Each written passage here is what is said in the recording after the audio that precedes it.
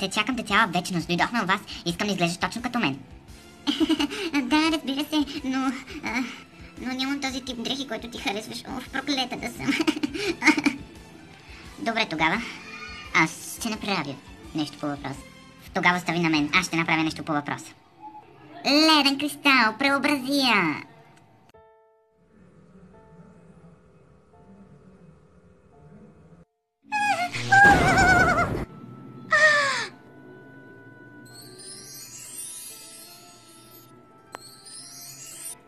О, да, сега определено ми харесваше. Мименце, щом ти харесвам така, винаги ще съм облечена така. И приличам на теб, ей! Точно така. Хайде вече да излезам. Знаеш ли, Епъл, аз отивам туалетната и сега се връщаме и сега. Ти ме изчакай отпред, става ли? Разбира се, Мименце. Чакам те отпред, хайде. Дано мименцето да не се забави. Ифет, какво правиш тук? Просто реших да ти дойда на гости и да ти кажа някои неща за основно мименцето, защото трябва да ти кажа нещо, но защо се облекана по този начин? Аз... Епъл, скопи. Епъл, с кого говориш? Какво тя е тук, но нали ми каза? Епъл, коя е тази? Защо е дошла? Да не би да сте приятелки? Да, всъщност приятелки сме. Проблем ли е? Какво? Вие сте приятелки, така ли? Мименце, с теб тогава няма да сме приятелки повече, щом си с такава селенка. Коя нарича селенка, ма? Всъщност тя никаква не ми е приятелка, тя не ми е нищо, не знам, не я познам. Мименце, извинявай. Не мога да повярвам какво каза. Какво очакваш си? Ние с теб никога не сме били приятелки. Ти каква си? Какво правиш тук? Защо ме търсиш? Коя си тук, селенко? Веднага се разкарай. Хайде, Епъл, да тръгваме. Да не се занимаваме с такава селенка. Не мога да повярвам. Това не трябва да е истина.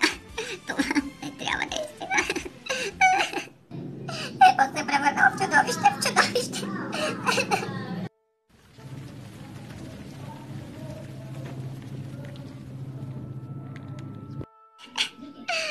Никой не ме обича, никой не ме счита за истинска приятелка. Аз исках само да я предпазя от мименцето.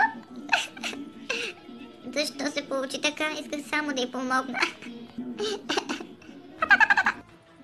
Само ти ме обичаш. Знаех си, че нещо ще се обърка, но исках само да предпазя Епъл, а тя ме обиди по най-гадния начин. По най-гадния начин ме обиди. Амаро, повярвай ми, ти си ми най-добрия приятел.